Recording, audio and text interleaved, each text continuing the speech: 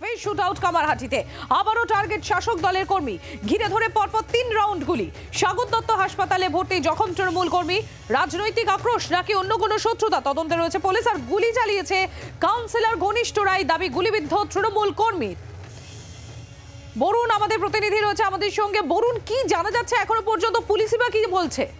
দেখো, এখনো পর্যন্ত পুলিশের তরফ থেকে কিন্তু যেটুকু জানানো হচ্ছে যে দুষ্কৃতীরা যারা এসেছিল তাদের খোঁজে কিন্তু তারা তল্লাশি চালাচ্ছে। যে দুটি বাইক নিয়ে এসেছিল সেই দুটি বাইককে চিহ্নিতকরণের জন্য যে যে দরকার, যা যা জিনিস দরকার, অর্থাৎ সিসিটিভির ফুটেজ এলাকার এবং বিভিন্ন জায়গা থেকে যে সোর্স, সেইগুলো নিয়ে কিন্তু তারা চেষ্টা করছে দুষ্কৃতীদের নাগাল পাওয়ার জন্য।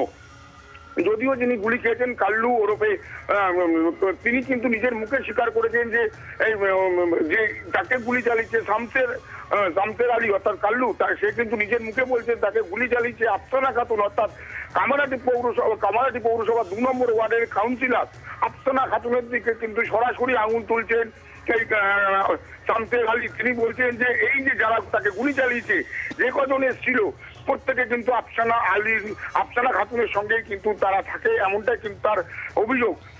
এই মুহূর্তে তাকে কিন্তু কলকাতার SSKM হসপিটাল তাকে স্থানান্তরিত করা হয়েছে তার অবস্থা অবনতি হওয়ায়।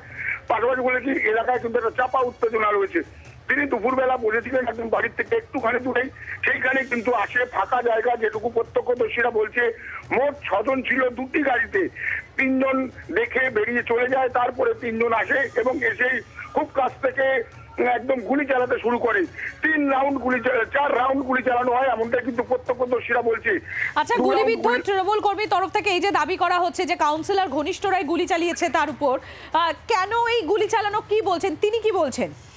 দেখো, তিনি কিন্তু এই এখনো পর্যন্ত কি কারণে গুলি চালিয়েছে তিনি কিন্তু সেটা বলতে পারছেন না। তবে তিনি যেটা বলছেন, তিনি তৃণমূল কর্মী, তিনি কিন্তু এর আগেও কিন্তু এই আফসানা খাতুনের লোকজন তার বাড়ি ভাঙচুর করেছিল।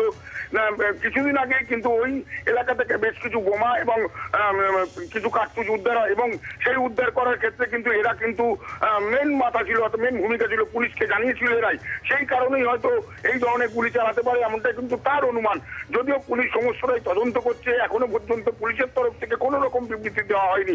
তারা পুলিশ যেটুকু জানাচ্ছে তদন্ত চলছে এবং দুষ্কৃতীদের ধরার কিন্তু কাজ চলছে। ধন্যবাদ বরুণ, নজর রাখো। বাংলার আওয়াজ, বাঙালির আবেগ, জি 24 ঘন্টা।